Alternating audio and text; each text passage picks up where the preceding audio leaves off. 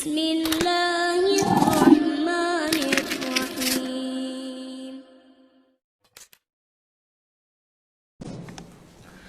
Innal hamdalillah nahmaduhu wa nasta'inuhu wa nastaghfiruh wa na'udzu billahi min shururi anfusina wa min sayyiati a'malina. May yahdihillahu fala mudhillalah wa may yudlil fala hadiyalah. Asyhadu an la ilaha illallah wahdahu la syarikalah wa asyhadu anna Muhammadan abduhu wa rasuluh, amma ba'du.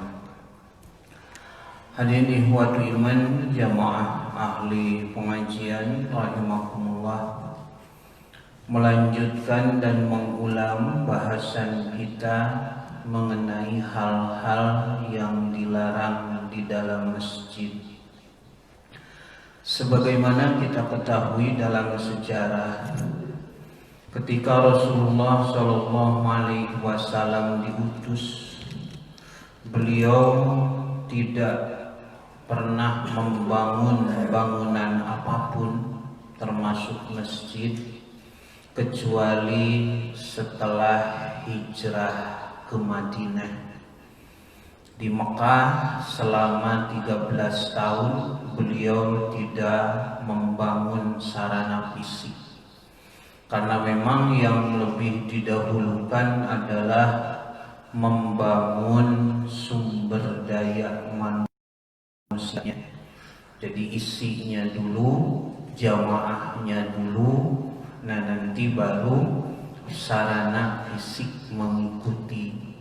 Kenapa? Karena memang ketika beliau diutus di satu masyarakat yang pemikirannya terkungkung oleh keyakinan materialisme. Jadi serba materi, serba bendawi. Yang diagung-agungkan itu fisik, yang tidak kelihatan fisiknya itu tidak ada harganya. Nah, sampai saking merasuknya pemikiran ini, maka Tuhan yang disembah pun harus terlihat, harus berupa benda, ada yang dari batu, dari kayu dan sebagainya. Nah, oleh karena itu Nabi SAW bukan tidak mementingkan, tapi beliau secara bertahap mengikis keyakinan materialisme ini dengan tidak terlebih dahulu membangun sarana-sarana fisik yang megah, tapi isinya. Nah, sampai di Madinah baru beliau membangun masjid yang amat sangat sederhana. Jadi jangan digambarkan Masjid Nabawi itu seperti masjid kita sekarang. Dulu awal-awalnya sangat sederhana. Dinding-dindingnya dari tembok berupa tanah liat, kemudian tiang-tiangnya dari pelepah kurma, atap pinggirnya dari daun-daun kurma, dari pohon kurma, tanpa atap. Makanya kalau panas ya kepanasan, kalau hujan kehujanan. Jadi kalau wajar kalau dulu hujan lebat, muazin itu mengumandangkan ala shollu fi buyutikum atau fi rihalikum, sholatlah di rumah kalian. Karena di sana itu kan hujan jarang, begitu sekali hujan langsung banjir. Orang yang datang ke sana pasti akan terhalang oleh banjir. Sholatlah di rumah-rumah kalian. Kalau panas terik, maka azan itu diundurkan, adzan itu diundurkan. Jadi apa, dinginkan lebih dahulu, abridu, dinginkan dulu, jangan pada cuaca terik. Fa inna syiddatal harri min fayhi jahannam, karena teriknya panas matahari itu diantara hembusan api jahanam. Jadi seperti itulah gambarannya. Saking sederhananya, sampaikan ada kisah orang Arab itu Arab pesisian, Arab kampung, masuk masjid lalu kencing di sana. Pabala binahiyatil masjid, karena tidak tahu ya bangunan naon cenah itu, disangkanya teh kana naon we. Nah itu secara fisik.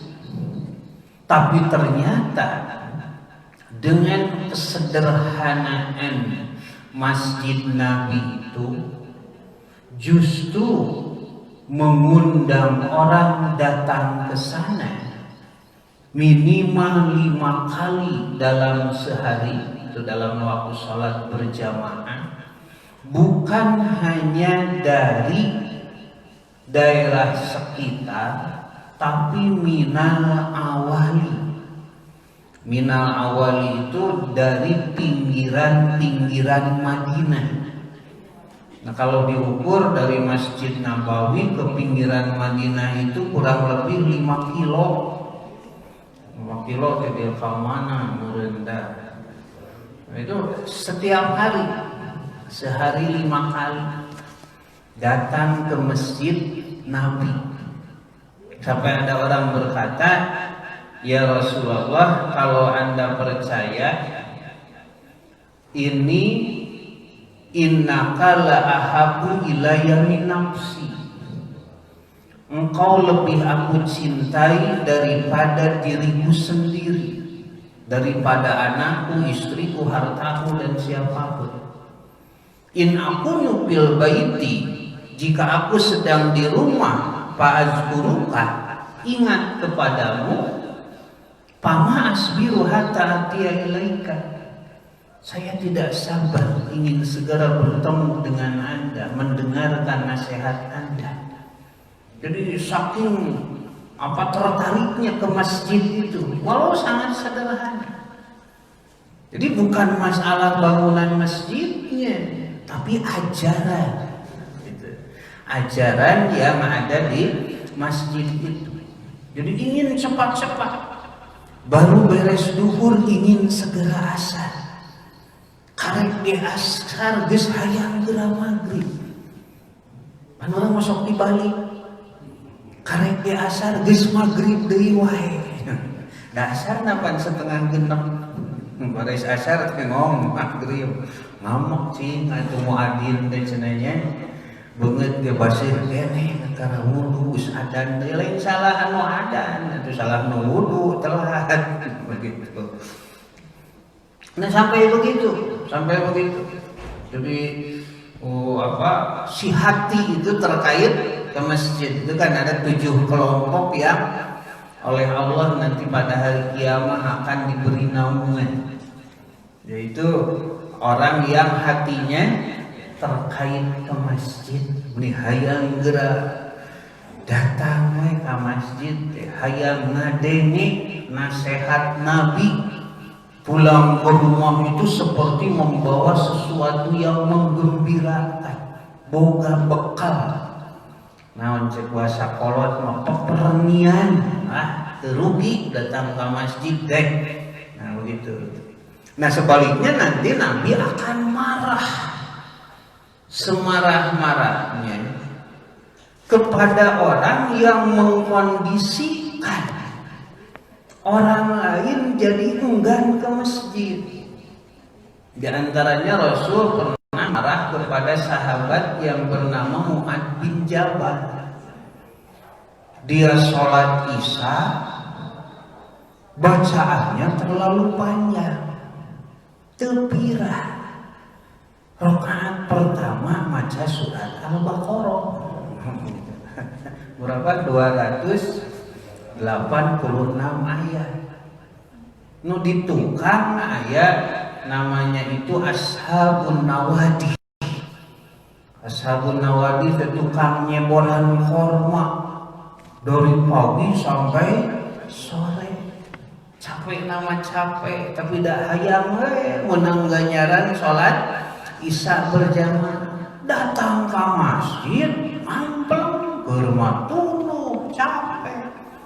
Ieu rakaat kahiji Al-Baqarah, teu mungkin rakaat kadua Inna A'thaina, teu mungkin. Pasti Ali Imran. Maka dia mundur.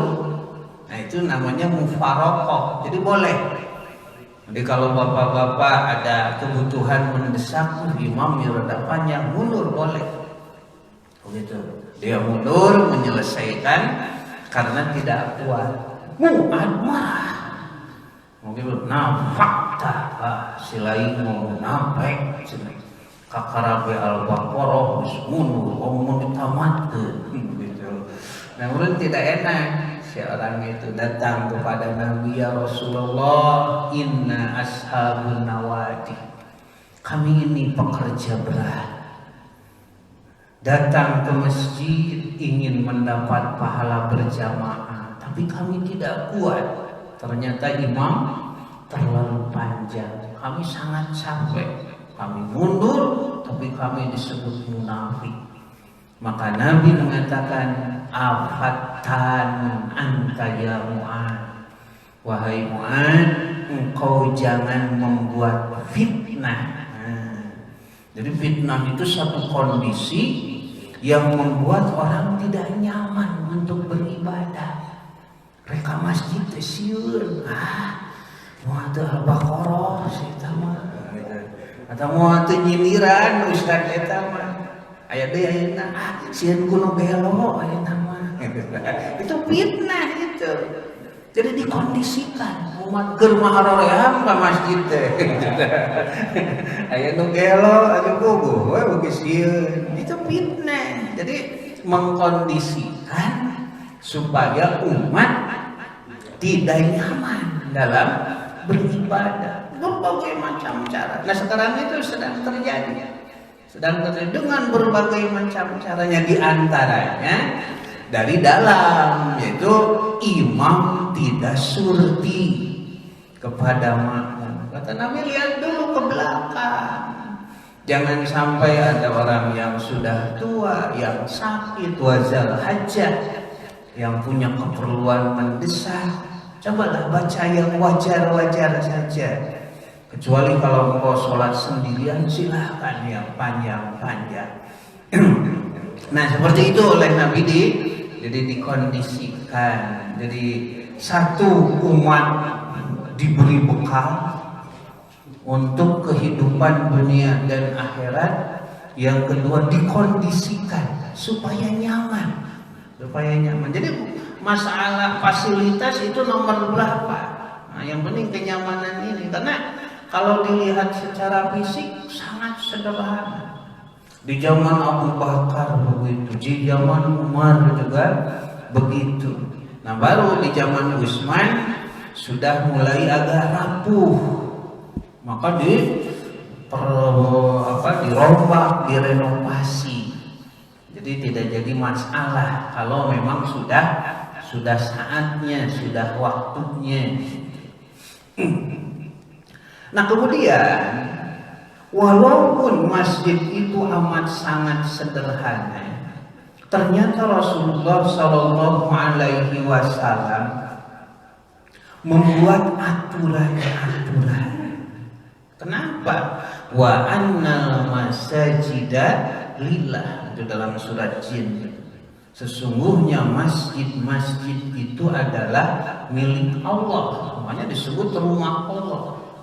Jadi artinya kita yang datang ke masjid itu sebagai tamu.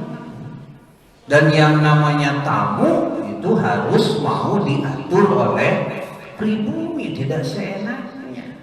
Jadi makanya tidak boleh ada masjid milik pribadi, itu tidak boleh. Atau milik organisasi, tidak boleh. Ini hanya sebagai nazir, hanya sebagai penyelenggara, takmir, pemakmur, itu silakan. Dan tidak boleh sesama muslim saling melarang. Wah, si eta mah beda madhab, beda pemahaman, tidak boleh masuk ke masjid ini, tidak bisa. Masjid itu milik Allah, siapapun berhak untuk masuk ke sana, tapi ada aturannya.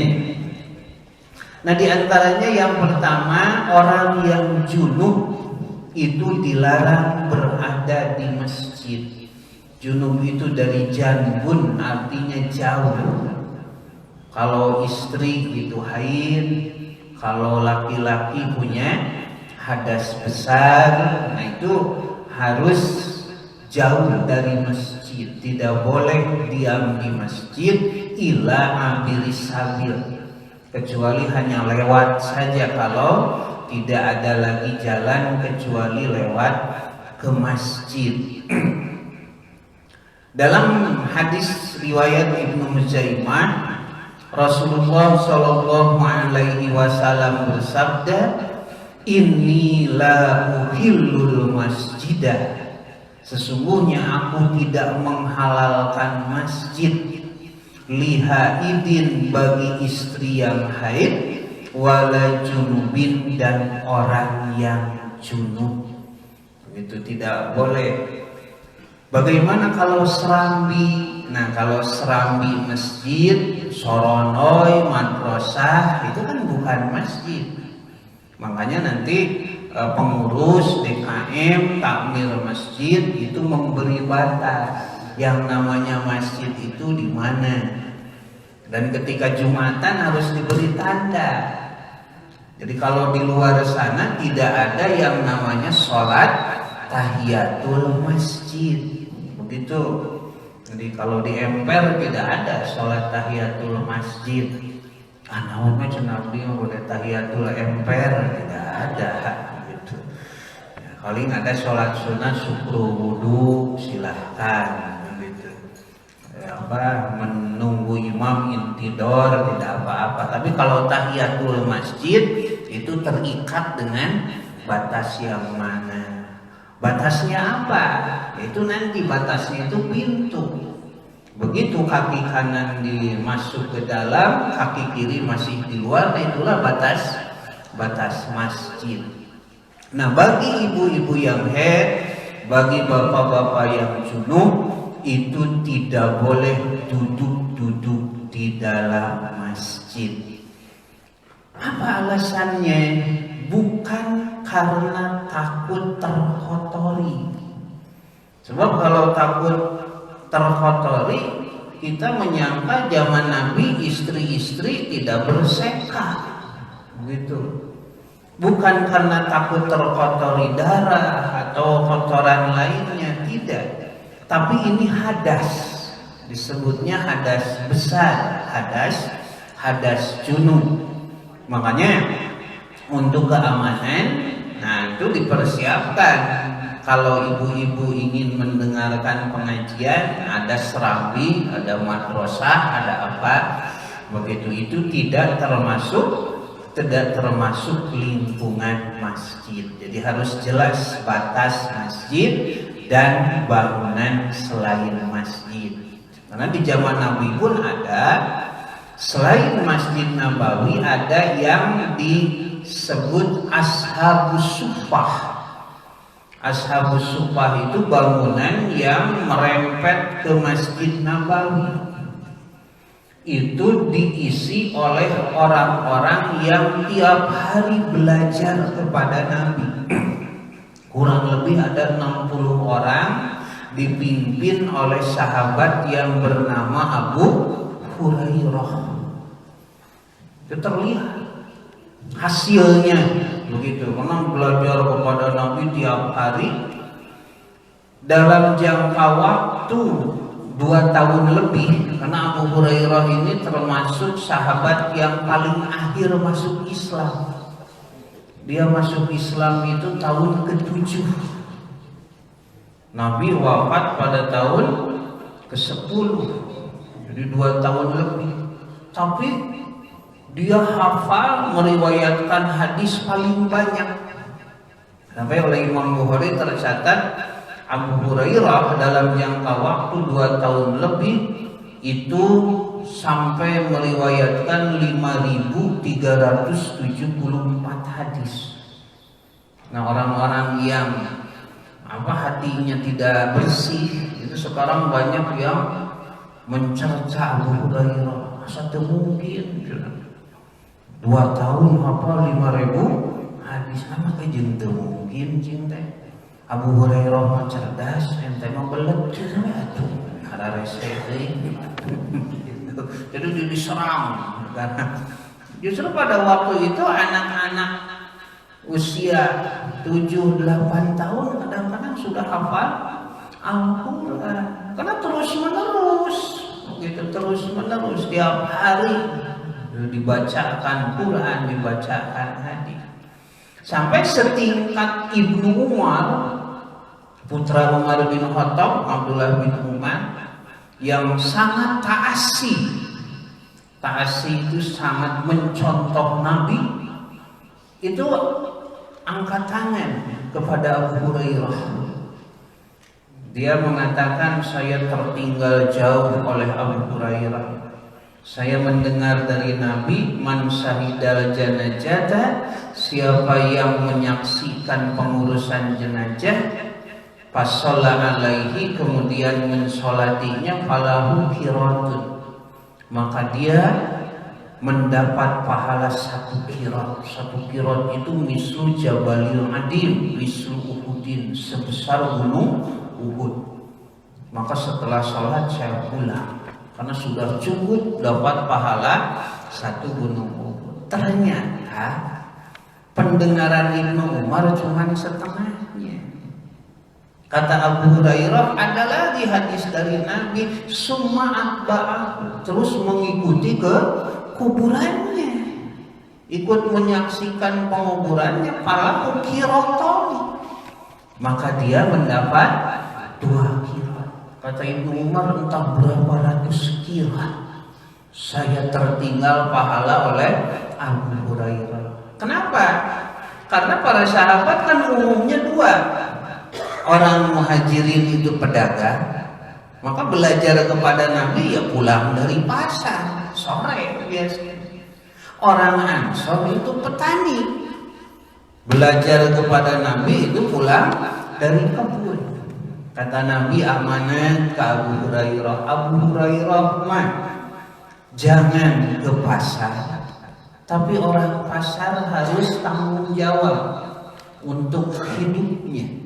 Jangan ke kebun, tapi orang kebun juga harus memperhatikan kesehariannya. Jadi sudah dikader.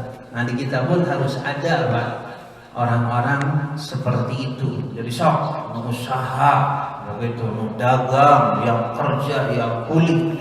Nah, tapi harus ada yang disekolahkan, harus ada yang dikader. Asih ilmu ya urang beri beasiswa, orang sekolah dari kecil saksina tahfidz, urang paham hadis dan sebagainya.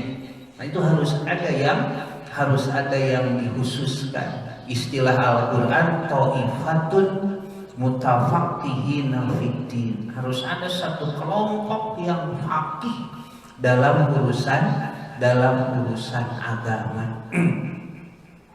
Kemudian yang kedua, Nabi memberi aturan dilarang mengumumkan kehilangan di masjid. Dalam hadis sahih riwayat Imam Muslim, an Abi Hurairah radhiyallahu anhu qala, dari Abu Hurairah semoga Allah meridhoinya, ia berkata, qala Rasulullah sallallahu alaihi wasallam, Rasulullah sallallahu alaihi wasallam bersabda, man syami'a rajulan yansudu dolatan fil masjidi, barang siapa yang mendengar seseorang mengumumkan barang yang hilang di dalam masjid, begitu. Jadi neangan senah teka pernah gorowo nah pengeras suara teh saha anu menakan senal abdi, nukatuhu warnana beureum cenah aja nu kenca hejo atuh bogo batur ge bingung. Nah, siapa yang mendengar orang mengumumkan nasyid yang suduh digorowok-gorowok di masjid, pil masjid di beda kalau di luar masjid tidak jadi masalah ya mau diumumkan di masjid. Fal yakul, maka katakanlah la raddahallahu alaika, semoga Allah tidak mengembalikan lagi barang itu kepadamu. Cek bahasa urang mah singtong kapangih deui. Padahal kan justru niat diumumkan itu ingin ketemu. Tapi karena di dalam masjid doakeun cek Nabi teh la raddahallahu alaika, sok singtong kapangih itu. Kok mau leungit pamajikan umumkeun di masjid kade kabulah kan. Kenapa fa innal masjidah lam tubna lihaza? Karena masjid dibangun bukan untuk urusannya. Jadi ada hal-hal yang tidak layak, tidak pantas diumumkan di masjid. Ya itu mah pengumuman penting gitu ya, yang berkaitan misalnya dengan kematian atau yang mendesak gitu, tidak jadi masalah. Ini kan hal-hal yang ya remeh-temeh, hal-hal yang tidak terlalu penting. Nah, oleh Nabi dilarang. Jadi masjid itu jangan terlalu bebas. Segala begitu diumumkan di masjid.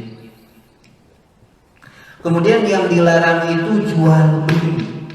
Nah, oleh karena itu ketika Rasulullah Shallallahu Alaihi Wasallam membangun masjid, beliau juga membangun pasar. Jadi ada pasar Madinah untuk memfasilitasi orang-orang muhajirin. Itu kan saking sayangnya orang Ansar kepada muhajirin, oleh Nabi dimuakhadkan itu dipersaudarakan. Si A muhajir, si B Ansar, sok ayeuna dulur. Begitu. Diurus, biayai hidupnya. Ada yang rumahnya dibagi dua, begitu. Sampai ada yang mau memberikan separuh kebunnya. Kata Nabi jangan. Otak Mekah itu otak dagang. Begitu. Itu kan di Mekah tidak ada lahan pertanian. Nah, Quran lagi disebut wadin gairi dijarnin, lembah yang tidak ada pohon, cada sungkur. Di Mekah membatu, gunung batu unggul. Makanya tidak ada petani rek melaknaan di Mekah. Begitu. Jadi salah merek kebon ka urang Mekah. Cok biayaan. Sampai kata Abdurrahman bin Auf, tunjukkan aku jalan ke pasar. Kuring mau otakna ge otak dagang tiba heula oge. Sampai nanti kelihatan majunya itu. Abdurrahman bin Auf, Utsman bin Affan begitu. Dengan modal seadanya sampai menjadi miliarder kalau sekarang. Nah itu diantaranya untuk memfasilitasi para pedagang supaya nanti pertanian dipegang oleh Ansor lalu dijual kepada muhajir dan memutus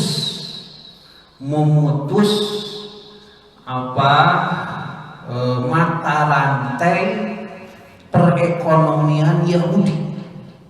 Ada kan yang merusak itu dari ribanya orang Yahudi dikuasai, yang dari pasar tidak tahu di mana belinya, yang dari kebun tidak tahu kemana menjualnya. Nah, oleh Nabi mata rantainya itu diputus. Sok ayeuna maka orang Islam deui.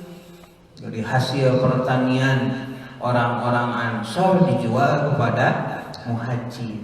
Ngan ulah di masjid. Karena nanti banyak masalah. Tuh di situ di pasar. Oleh karena itu dibangunlah pasar Madinah. An Abi Hurairah qala, dari Abu Hurairah ia berkata, qala Rasulullah sallallahu alaihi wasallam, Rasulullah sallallahu alaihi wasallam bersabda, idza ra'aitum man yabiu aw yabtan bil masjidi. Nah, kurang iya. Jika kamu melihat orang yang berjual beli, yabiu aw yabtan, yang menjual atau yang membeli, apakah bawa barang atau tidak, bil masjidi, nah dilakukan di dalam masjid. Pakulu, maka orang yang melihat itu hendaklah mengucapkan, la arbahallahu tijarataka, semoga Allah tidak memberi keuntungan dalam perdaganganmu. Padahal kan tujuan jual beli itu mencari untung, baik yang menjual atau yang membeli. Yang menjual mendapat laba, yang membeli tidak rugi, tidak kemahalan. Nah, karena dilakukan di dalam masjid, maka Nabi mendoakan, la arbahallahu tijarataka, semoga Allah tidak memberi keuntungan dalam perdaganganmu. Nah, ini ada aturan-aturan. Kenapa? Karena ini lillah, masjid ini milik Allah. Maka Allah membuat aturan. Kita tidak boleh melanggarnya. Selanjutnya dilarang membawa bau-bauan di masjid, ya, yang sifatnya menyengat lah. Karena kan relatif, kata si A bau cek si B sengit. Seperti kalau kita lihat orang yang sedang ihram, itu kadang-kadang dari negeri-negeri Afrika itu si kulitnya itu kan dibalur dengan warna kuning, dengan naon, itu kan baunya menyengat. Ada cek mana itu masih sengit, begitu. Jadi yang kira-kira begitu, kira-kira membuat orang lain tidak nyaman. Nah, di antaranya an Jabir bin Abdullah radhiyallahu anhu qala, dari Jabir bin Abdullah ia berkata, qala Nabi sallallahu alaihi wasallam, Nabi sallallahu alaihi wasallam bersabda, man akalas sauma, siapa yang makan bawang putih, kan baunya ada khas, wal basola, memakan bawang merah, wal karosa, atau bawang bunda, bawang itu aragung dan udah. Kalau di kita mah terus nuang bedei, jengkol, terus udut. Itu kan ciri ada khasnya baunya. Pala yaqrabanna masjidana, maka janganlah mendekati masjid kami. Sok menggosok gigi dulu, bersiwak dulu, begitu. Kenapa? Bukan hanya manusia, fa innal malaikata tata'azza, karena para malaikat akan terganggu.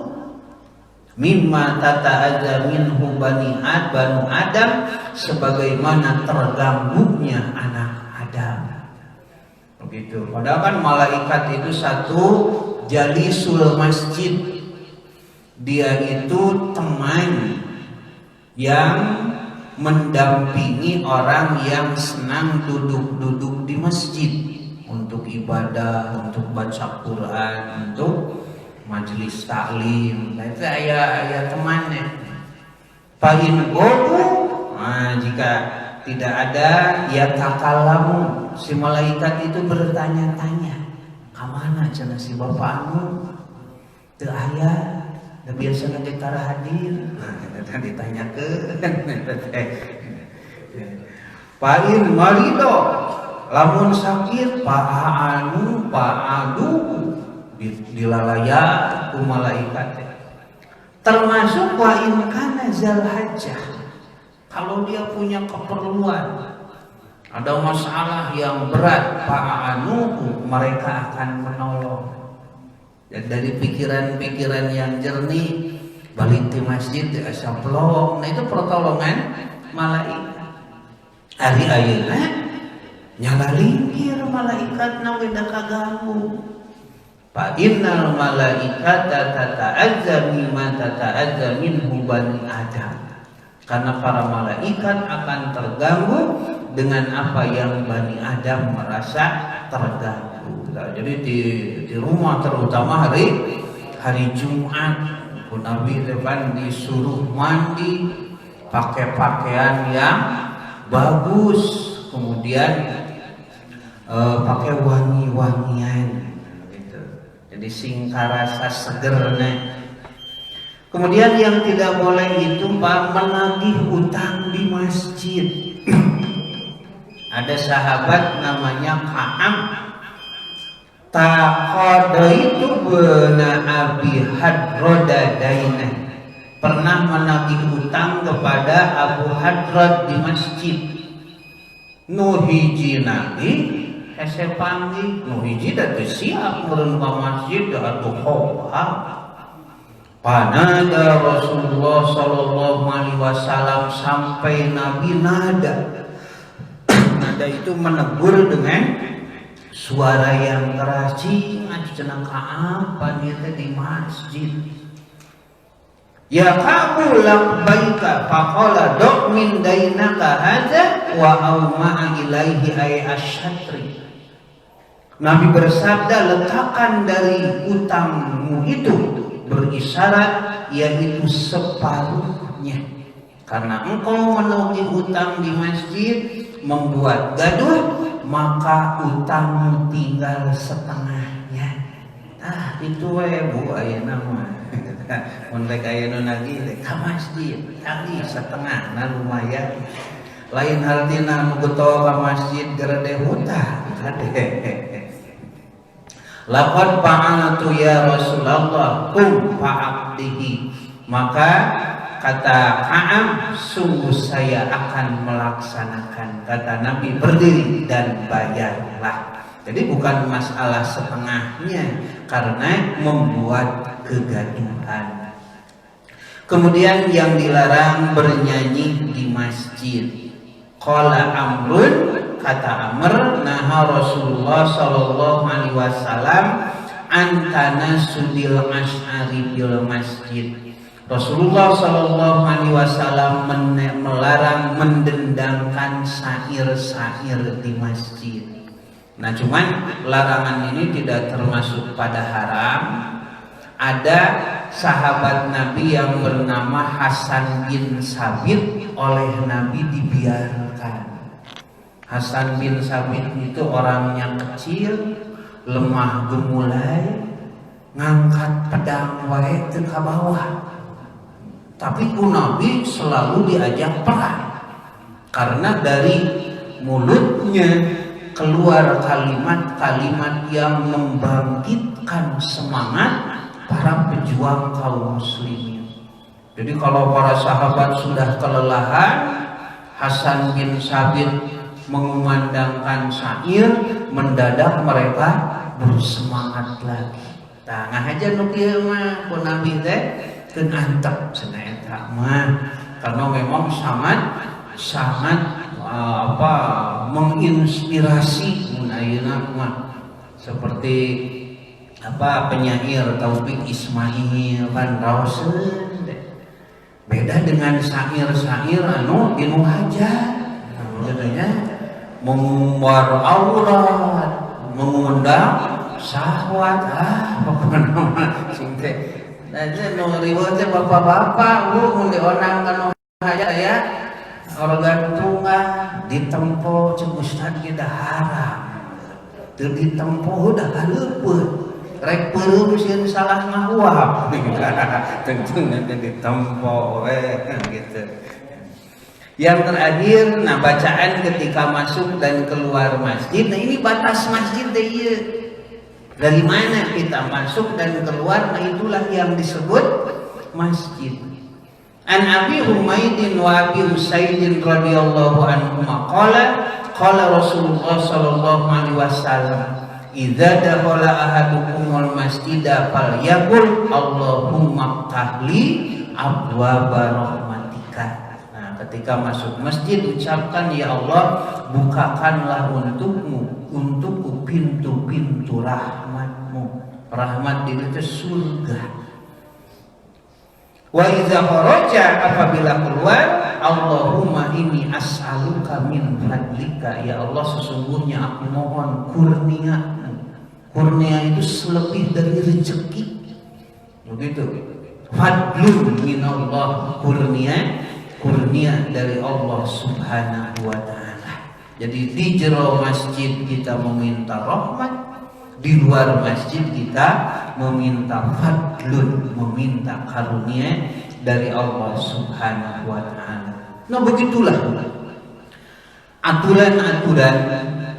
Walaupun dulu masjid amat sangat sederhana, tapi ternyata mampu memberikan kebahagiaan dunia dan akhirat kepada jamaah-jamaahnya.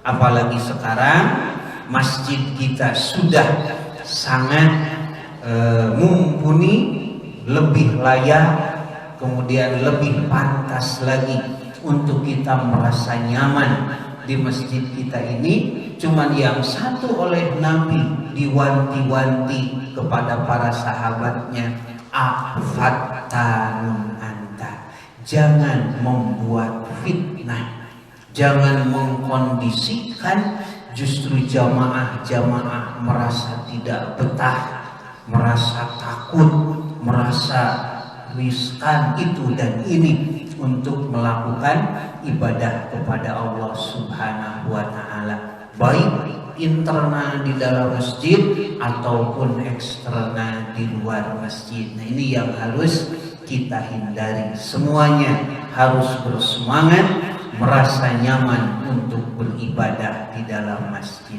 Insya Allah nanti kita akan lanjutkan dengan bahasan-bahasan berikutnya. Sami'na wa ata'na ghufranaka rabbana wa ilaikal masir. Rabbana atina fid dunya hasanah wa fil akhirati hasanah wa qina azabannar. Aqulu qouli hadza wastaghfirullaha li wa lakum. Wassalamu alaikum warahmatullahi wabarakatuh.